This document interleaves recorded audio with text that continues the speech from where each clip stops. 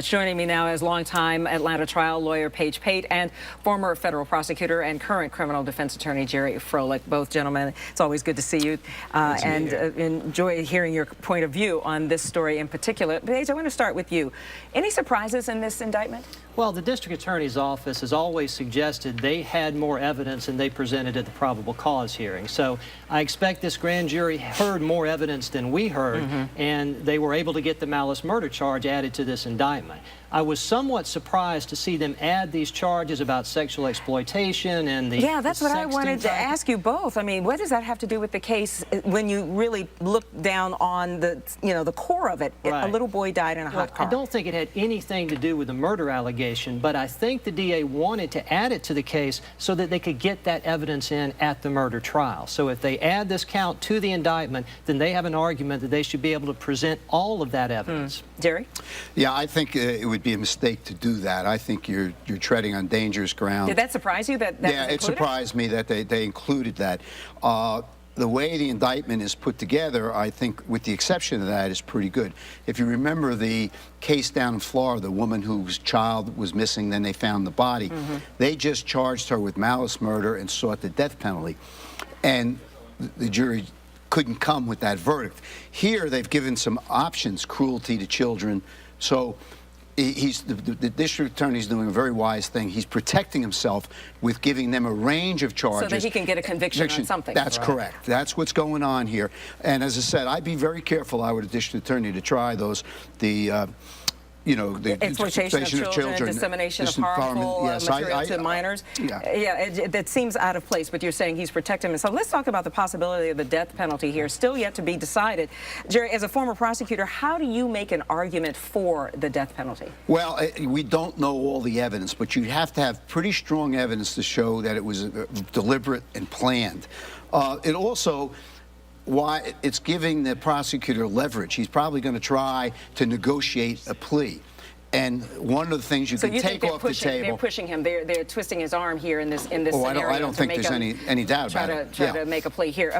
Paige, tell me what is your argument against it? Well, I think Jerry's right, but as far as the death penalty, I mean, you have to have the right case, and there has to be those aggravating circumstances. If the state has evidence, though, that this guy left his child in the back seat of a hot car to bake intentionally, because that's the pivot while he's sexting with women, it's the kind of case that I think will hit the jurors viscerally, the kind of case where they may want to give a death penalty sentence, but he'll think long and hard before he decides to pursue it, because the evidence on the guilt-innocence phase, I think, has to be particularly strong if you're going to seek the death penalty. And I'm very curious, including these extraneous, if you will, charges with the sexting and the harmful material to a minor.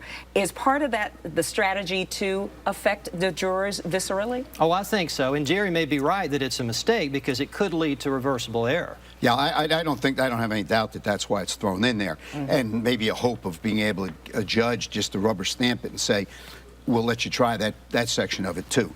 As I said, I think it'd be a mistake. I think there's plenty of charges here that they can get a conviction. I mean, if they have the evidence, we'll get a conviction on. And it will go to the minutia of what they have as far as whether they seek the death penalty or whether they can get a death penalty. And the lawyers who represent them better be experienced death penalty lawyers. It's complicated. I've tried 3 of them as a defense lawyer. They're complicated. It's a lot of work, and you got to do a lot of background on your client to be able to present it to a jury to say, this was a good guy at one time. How long before this actually comes to trial, do you think? Oh, I'd say if they ask for the death penalty, I think it'll be a year. If they don't, I think within 6 months. And Paige, what do you think the challenge of finding a jury?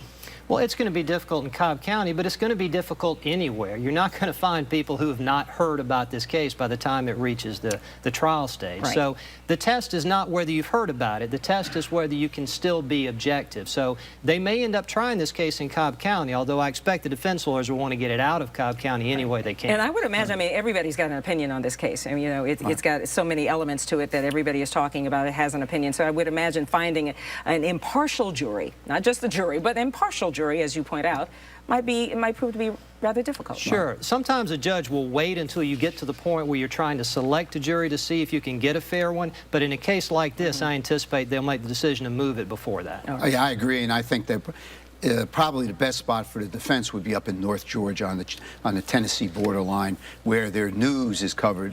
They'll have heard about it, but the news comes out of Chattanooga. And so they're not hearing South the details Georgia is of not it as where much. not where you'd want to be as a criminal All defense right, well, lawyer. gentlemen, Paige Pate and Jerry Froelich, again, thank you so much. Thank you. Appreciate Thank it. you, Hope we can call on you again. Anytime. All right, right now we're going to